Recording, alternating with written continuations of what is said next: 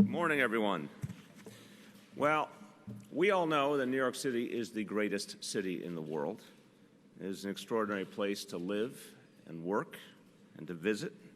I would say as much as it's been in its entire history, maybe greater than it's ever been on many levels, and we have some facts to prove it. Our population is the largest it has ever been in our history. The number of tourists that we had last year set an all-time record, 58.3 million. We're safer than ever. In so many ways, this city is moving forward. But that does not stop us from thinking about how we can do better and how we can innovate and how we can improve the quality of life in this city. So today we're taking a major step forward by announcing CleaNYC, a set of targeted efforts to make all 5 boroughs cleaner and more livable. And this is so important for the lives of everyday New Yorkers for whom their neighborhood is the center of their life. It's so important for our small businesses. It's important for our economy. And the people of this city deserve nothing less than the cleanest city we can make it. I want to thank so many people who are part of this effort. You're going to hear from a few of them in a moment, but I want to thank, of course, everyone who works for our sanitation department and the great job that they do. You'll hear from Commissioner Garcia, but I also want to thank Chief Visconti, the Chief of Cleaning, someone every New Yorker appreciates. Thank you, Chief Visconti. I want to thank the good folks at the Economic Development Corporation that are playing a major role in one of the initiatives I'm about to tell you about, represented today by Chief of Staff James Katz. Thank you, James. And we're going to be joined, I think, shortly by Jessica Lappin, President of Downtown Alliance. We thank her for their support as well. Now, the men and women of our sanitation department do an extraordinary job. They do it every single day. They do it on an enormous scale. Every day, they haul 10,500 tons of garbage and almost 2,000 tons of recycling off the streets of our city. And I remind you, my friends, that is one bag at a time. There's a huge human effort, a massive effort every day to keep this city clean. CleaNYC is going to build on their tremendous work through 4 major initiatives. First, curbside litter baskets tend to fill up on weekends and holidays, and that's especially true in the areas that get the most foot traffic, our most popular shopping streets and where we have lots of attractions. So, at the beginning of the warmer weather, around April 1st, we're going to increase our Sunday and holiday basket pickup service by 40% in heavily trafficked areas. This will reach an additional 5,000 litter baskets on top of the 12,000 that we already serve. A grand total of 17,000 trash baskets will get pickups on Sundays and the holidays. This is something I remember my time as a city council member in Brooklyn. This is one of the things people care about the most. They want their streets to be clean. They hate when they see litter on the streets. They hate when they see those baskets overflowing. And a lot of that problem has come from Sundays and holidays. So we're doing something about it to make sure that those pickups occur and our streets will be cleaner. Second, when you're coming off a highway or going onto a highway on a ramp, it's often one of the first things that visitors to our city see. It's something we, as New Yorkers, see every single day. And too often, those ramps and the areas around them are too dirty. So we're going to be sweeping an additional 100 miles of ramps each week to get rid of the litter and the debris and the leaves. Third, graffiti in our city requires continuing vigilance. So we're going to double the capacity of Graffiti-Free NYC, the city's graffiti removal program, allowing us to clean, this is an amazing number, 40 million square feet of space every year. 40 million square feet of space will be cleaned every year so we can keep ahead of graffiti and make sure this is a graffiti-free city. Graffiti-Free NYC has removed, this is another amazing figure, over 200 million square feet of graffiti across the 5 boroughs since 1999 at no cost to the owners. And I think we got one of their wonderful trucks. When you see that truck in your neighborhood, and again, from my time as a city council member, I can say people really like it when that truck shows up to clean the graffiti away from their neighborhood. We're going to be doing a lot more of that. Fourth, and this is a brand new initiative, we'll scrub sidewalks along heavily trafficked commercial corridors in all 5 boroughs, so major shopping streets in all 5 boroughs. We'll use the same ability that these trucks have, this newly upgraded power washing ability that these trucks have. We'll use it not only to get rid of graffiti, we'll use it to scrub sidewalks that need it. Starting this year, you'll see this work all across our city. And some of the streets we'll focus on initially will include Highland Boulevard in Staten Island, Church Avenue in Brooklyn, the downtown Flushing Transit Hub in Queens, Jerome Gun Hill in the Bronx, and Broadway on the Upper West Side. Those are just examples. There'll be others for sure. But the point is to go to areas that get a lot of foot traffic, that people spend a lot of their lives walking along, that need to look cleaner. We're going to literally power wash those sidewalks as part of this overall CleaNYC effort. So you're going to see a difference over the months ahead. You're going to see neighborhoods that are cleaner, that have less litter. It's going to be, for the people in New York City, nicer to walk on those streets, to go out and shop, to go out to eat, to spend time with their families. It's going to be a more welcoming environment, both for New Yorkers and our visitors. And this is so important because we know a strong city, a city that will be a city of the future, has to have safe streets, livable streets, clean streets. That's what people look for, and we're going to show that to them more and more all over this city. I have to say, I always hear this from neighborhood residents. I hear this from small businesses. When we have a nice, clean environment, NYC. A few words in Spanish. Con CleaNYC, el plan que estamos anunciando hoy, vamos a trabajar para que nuestra ciudad, everything else go better. And that's what we're going to bring the people of New York City with CleaNYC. Más limpia que nunca. Vamos a limpiar más basura de nuestras autopistas, aceras y cestos en lugares públicos, y a limpiar más graffiti en los 5 condados. Nuestros residentes y negocios merecen y tendrán vecindarios más limpios y una ciudad más limpia. With that, the woman who is the expert on keeping New York City clean did a fantastic job dealing with the recent snowstorm, and thank you again to all the men and women of the Sanitation Department for their great work, and their great work every day. And Garcia. Thank you, Mr. Mayor. I first of all want to welcome everyone to our new LEED Gold certified garage. It's every day for a cleaner city. It is our Sanitation Commission. Besides being beautiful and sustainable, it's a modern facility that we need to actually accomplish our mission of keeping the city clean, safe, and healthy. The highway ramps are the first view that many people get of what the city's like. And it can often mean that if they think we litter, that they'll litter as well. And with 53 million people coming into the city every year, we want to make sure that the message is clear from the time that they arrive until the time that they leave, that we are about keeping this city clean. But also many New Yorkers travel on our highways, and we want to make sure that they are seeing their environment clean. This program is funding 7 teams every Saturday. We're focused on Saturdays because people are less appreciative when we block traffic on their way to work. We will be covering the FDR, the Hutchinson River Parkway, the Cross Bronx Expressway, the Major Deegan Expressway, the Cross Island Expressway, the Long Island Expressway, the Brooklyn-Queens Expressway, the Staten Island Expressway, and the Belt Parkway. In addition, the beauty of having a city that's been so popular is you've lots of people walking around, but that means that they do drop litter into the baskets. So we're happy they're putting in the baskets, but it means we have more volume.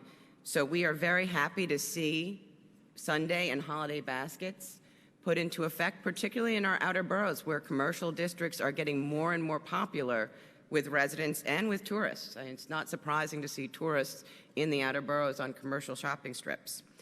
There will be 20 additional basket trucks on Sunday and holidays going forward, which is a nearly 40% increase, and those trucks will be primarily in the Bronx, Brooklyn, and Queens. Thank you very much. Thank you. All right, we are going to take some questions on this topic, and then we're going to go to some off-topic questions. Let's take questions on this topic first. Mayor, do you think that at a time when homelessness is so tough to grapple with, this type of a beautification effort can send a message to New Yorkers that we're not lapsing back into the bad old days? Well, I've said many times, we are never going back to the bad old days in this city. Not on my watch, I guarantee that. In fact, this city is getting stronger. As I said, people are voting with their feet. Largest population we've ever had. More tourists than we've ever had. Highest property values we've ever had. There's no question the city is moving in the right direction, and most importantly, safer than ever. And we'll be doing a separate press conference in a little bit to talk about the January safety numbers, which are outstanding. So we'll look forward to telling you more about that. But you're right that part of what we need to do every day is show people a city that is getting safer, cleaner, more orderly. This is an area where I think people know I strongly agree with Commissioner Bratton on the core concept of the broken windows strategy, which is to keep order, to show that things will be addressed, even little things. Graffiti per se, you can't call it a major crime, but it really is upsetting to people in neighborhoods. It makes them feel the quality of life is not as good. And I know this from having served in the city council and represented neighborhoods in Brooklyn. People are really bothered by graffiti. They want to see it addressed quickly. This is going to allow us to do a lot more of that. People hate to see a litter basket overflowing the trash. It suggests disorder. We want to show not only order, but cleanliness. We want our neighborhoods to be more livable. So yeah, I think it is part of showing the people of the city that we are going to get better all the time. We're going to become stronger all the time. And this is the kind of everyday neighborhood issue that people really care about. Okay, questions on this, please. So in terms of the highways, cleaning graffiti off them, I know that in the past, like, there's always been this jurisdictional question about who's responsible for doing that, because some of them are state, some of them are city. Is that something you guys thought about, or are you just like deciding, well, screw this, we're going to go for it? Well, that's your phraseology. I will offer my interpretation, and Catherine, feel free to add. Look, we just want to get the job done. We want to make sure that these ramps are clean. We want the highways to look better for everyone. Same with graffiti. I don't think there's a jurisdictional issue. I think it's about getting the job done, and I think everyone wants to work together to make them cleaner. Any other questions on this topic? Yes. Mayor, probably dating myself a little. I'm thinking back to Rudy Giuliani and when he would do something like this. What's changed since his effort, you think, then, to clean up the streets and the dynamic, and how you want to approach this differently than when they did that years ago? Well, the graffiti effort, as I mentioned, started in 1999, and I think it's been a great effort. So I certainly give Mayor Giuliani credit for having helped that move along. And the notion here is we have to build on it. We have to keep going farther. There's been, I think, great enforcement over the years by NYPD, which has a very sophisticated effort for dealing with graffiti and being able to identify any graffiti quote-unquote artists, and it's very, very careful about following up on them and stopping them. But it's still a problem, and so we want to go deeper to address it.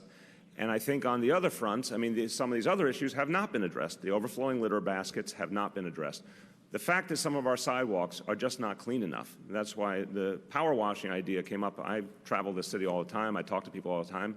I walk on those sticky sidewalks, and I've seen some that just don't represent how good New York City should be. So we started talking internally about what we could do about it, and what the team at Sanitation and others point out is we could use the same power washing capacity we use for graffiti on the sidewalks directly to really improve quality of life. So there's been some good efforts in the past, but this is going to take them to a much higher level. Yes. Mr. Mayor, Singapore has a law or a rule that there's a $500 penalty for possession of chewing gum, because chewing. Your arcane knowledge is impressive. That's a Jeopardy question. If you ever get it, you'll be ready now. So, what is the fine for chewing gum in Singapore? But would there be any effort to try to get people to do? You do see those black chewing gum spots all over the place, and you can't really get them up, apparently. I don't know. You're a little ahead of us on that one. We don't have a chewing gum policy yet. I think it's a good question, but I don't anticipate governing as they do in Singapore, which I think we could all say is a little more iron hand than New York City. But look, I think we're going to look at everything and anything that makes us cleaner. I think the power washing is going to make a big contribution in terms of our sidewalks. I think just not having trash fly around because of overflowing baskets is going to help a lot. But Catherine will certainly study the chewing gum question. Do you have anything you want to add? I don't think you're giving me the enforcement powers of Singapore. Yeah, she would like the enforcement powers of Singapore. We're going to have to talk this through, get the legal experts involved. All right, other questions on this topic? On this topic, yes. Do you guys have a sense of how much graffiti is a problem in each of the boroughs? Like any complaint numbers that you could share? Oh, I'm sorry. Do you have a sense of that? We do. So since the graffiti-free program has been in effect in 1999, it has taken complaints primarily through the 311 system. We have the data we can share, but about 48% of it comes in from Brooklyn, about 15% from Manhattan, Queens, and the Bronx, respectively, and about 2 to 3% from Staten Island in terms of complaints. Follow up on that, is that, I know a lot of local elected officials on Staten Island handle a lot of graffiti complaints through their office. That's not something that you guys are taking into account, is it? Well, when the mayor talks about the new power washing initiative with respect to sidewalks and commercial corridors, we anticipate doing that in a proactive way, not simply off 311 complaints, which will entail close consultation with local elected officials as well as the merchant organizations to direct the efforts. But we also welcome the 311 calls. We want people to call in graffiti so we can act on it quickly. We certainly are going to be working with elected officials who have been great allies in fighting against graffiti. So I think all of the pieces actually complement each other, but I think James's point is key. We're going to go places whether there's a complaint or not. If we think there's a cleanliness problem we can address, we're going to do it proactively. Yeah. Mr. Mayor, just wondering if you could talk a little bit about whether there's going to be stepped up enforcement efforts on graffiti in general. I don't know if the NYPD is going to be cracking down on that more than usual. I would say it's part of the broader efforts NYPD will be making on quality of life crimes, because what's happened over the last few years is we've been able to drive down more serious crime and more violent crime, and we have 2,000 more officers who will be on patrol by the end of the year. The whole vision here, it certainly fits with the neighborhood policing strategy, is to therefore be able to go at quality of life crimes a lot more than we were able to in the past. And that's something to really think about. Years ago, of course, NYPD officers had to focus a lot of time on the most serious crimes. Now some time is being freed up to go at the quality of life crimes. So you're certainly going to see consistently more enforcement of them. On this topic, I'm going to last call on, yes, please. How will cracking down on graffiti, could it possibly clash with street art? Street art? Sort of preserving cultural... Well, I'll let James speak to it. I think there's a difference between something that's authorized to be in a certain place versus something that is, vandalizing a place. So let's talk about that. So it's a great question, and one we've been thinking about since the program has been around. Street art is typically commissioned by somebody and also typically put on private property with the property owner's consent. The graffiti-free program, as it's been structured, has always taken the rights and responsibilities of private property owners into account. And so the property owner can either ask themselves to have the graffiti removed, or the system allows them, if the complaint comes elsewhere, to opt out if they want the art on their property and view it as street art, as many of us do.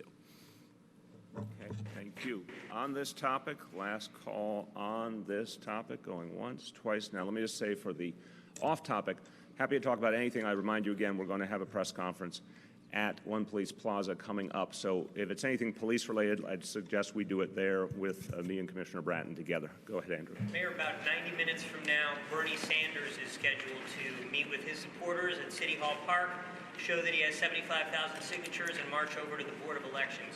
Do you interpret his appearance right in front of City Hall at all as a snub to you since you endorsed his opponent, and do you regret that endorsement at all? One, I didn't know he was doing it until you asked the question. Two, no, of course I don't regard it as a snub in any way, shape, or form. Campaigns do whatever they want to do to build support. I'm very happy I endorsed Hillary Rodham Clinton. It was an honor to work on her behalf in Iowa. The team that went out there, we knocked on over 2,500 doors, which we're very proud of. And I think, look, she won. She won Iowa. She's doing great. And I think she's going to do great as she goes forward. Yes. Sir, on your community rezoning plans, on Friday there was an announcement that you'd be investing in job creation in East New York. Will you be making similar investments in other communities? Well, again, wherever we are looking at a rezoning, my view is, I think, different than some of my predecessors. I see the rezoning as a chance to right some wrongs and to make up for some things that were not done properly in the past. A lot of communities did not have the kind of job creation they deserved. We didn't have, I often have talked about the fact we haven't had enough of a 5-borough economy. That is changing in the last 2 years. I want to thank everyone at EDC who's done a great job really trying to create a neighborhood-based economy and a 5-borough economy. But one of the things we can do through a rezoning process is maximize the creation of local jobs and maximize the ability of local residents to get them. So that's something we're going to focus on intensely as we do rezonings. Yes? Mr. Mayor, the horse carriage drivers say that the union that you negotiated the agreement and concept with was not representing their interests and never came back to them for approval. I'm wondering if that's something you're trying to get to the bottom to, and whether it's a problem that one of the 3 parties may not have been representing the drivers. Any union that represents workers and is democratically elected to represent those workers is the authorized representative of those workers. That's who we dealt with. Yes? Mayor, back to Iowa for a second. Your preferred candidate, as you mentioned, won the caucus, but at a very small margin. I'm curious as to your interpretation of that, especially considering that she's down rather significantly going into the polls in New Hampshire, the next state. Look, I think she's running a great campaign, and I've said seeing what was happening on the ground in Iowa was very, very impressive. I was out there in 2008. This was a much stronger effort, great ground game, great enthusiasm. I had the pleasure of going to a number of the staging areas where volunteers were gathering to go out canvassing and revving up the volunteers and really telling them how important it was to get out every vote. Little did we know that more than ever, it was literally the closest Democratic caucus in the history of the Iowa caucuses. So I think in the end, she had a great ground game. Her campaign is stronger than ever. Certainly, when you look at how it was in the past, it is a much stronger campaign. And look, we all know New Hampshire has a history of going with someone from a neighboring state. They did that with John Kerry. You know, they've done it with other people in the past. It's not a surprise. As this campaign goes forward, I think she's going to get stronger and stronger. I think the states up ahead are going to be very, very good to her. So I think her campaign's in great shape. Please. Plans to do more campaigning on her? It's totally up to the campaign what they need, and I'm happy to do whatever they need. Jen. Just following up on Iowa, since it was so close, do you feel like you had an impact? I mean, are you glad that you went? Absolutely glad I went. I don't presume to say what kind of impact. I'm glad we knocked on over 2,500 doors in such a close race. I think that people-to-people contact matters in every election, but nowhere more so than in the Iowa caucuses. So I hope we helped, and it was certainly, you know, a great experience being with all those wonderful Democratic activists who are supporting Hillary Clinton. Comfortable with the council asking for $10,000 more in a raise than the Blue Ribbon panel had originally suggested? Do you think they're adequate give-backs on their part? Look, first and most importantly, the report of the Quadrennial Commission, which if you haven't had a chance to read, is really worth reading. It's an exceptional document, and you know, Fritz Schwartz and Jill Bright and Paul Quintero deserve a lot of credit. They looked very deeply at the question of what was the right way to handle things. And one of the most important points they pointed out was that the kinds of reforms that the council is now discussing are absolutely historic. Making the city council role a full-time job, which it's never been before. Ending the practice of committee chairs getting favoritism in the form of special compensation. These are things people have talked about for decades in this city, and the commission put forward that proposal. I'm very hopeful from everything the council said and from what they have in their legislation that that's what's going to happen. We're going to get reforms we've been wanting for decades. That's, to me, the big story. In terms of what they put forward on compensation, I think they've made a good case for it. I'm going to certainly, you know, wait to see what the final vote is, and then we'll discuss it. But I think they've made a good case given the magnitude of the reforms that they're undertaking. Other questions? Yes. Do you think the council should have put off this vote on the raises given the controversial horse carriage deal that they're all No, there's no connection between them. The Quadrennial Commission did its report. Everything's moved on a timeline since then. The horse carriage issue we've been working on for months and months. When we finally got to a fair understanding and a fair deal between the council and the Teamsters and the mayor's office, it was time to move. The two things happened to correlate. I'm perfectly comfortable with it moving forward. Last call. Yes. How confident are you in the horse carriage deal going through on Friday, given the Central Labor Council, Teamsters making calls over the weekend to council members trying to get them to flip? Well, again, the Teamsters union, democratically elected leadership, is the people we worked with. Sorry. Right. Well, TWU, God bless them, but they have not had any involvement with this issue previously. So I want to just affirm that I'm very happy to work with the pedicab drivers to figure out a good long-term plan for that industry, but TWU has not been a part of that process previously.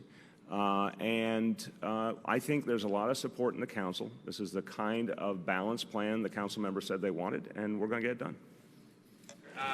You've announced CleaNYC. Is there going to be any push for the plastic bag bill this year? For? The plastic bag bill. Well, that's something we've been talking to the council about, and I've said that we share the goal of addressing the problem of plastic bags. It's a real environmental problem. There's still some issues being worked through on the best way to do it, but you know, when there are two parties who agree on the goal, it's just a matter of time of figuring out the best way to get it done. I'm pretty confident we'll get there. Last call. Oh, got a couple more. Okay. Go ahead. Thank you. I know you're going to talk about it later again. At a time when the crime level in the city seems to be at record lows, you still have slashings in the... Well, I'd like to talk about that with Commissioner Bratton, President. Of course, we'll talk about it. Yeah, go ahead. There's more information out today that your office, the mayor's office, is vetting FOIL requests for sensitivity and anything that reflects poorly on you. I don't think it's about what reflects poorly. It's about, look, there are confidentiality issues, there are legal issues. Once we clarify that something is appropriate to provide, we provide it. It's as simple as that. What about the perception of transparency? Again, perception is such an interesting discussion because it is in the eye of the beholder. The order is clear. We have to make sure that anything that we provide is legally appropriate and does not violate confidentiality and fits within the purview of the FOIL law. But once that is true, it is provided. Wait. Just your opinion on being the race was so close on Hillary winning all 6 coin flips?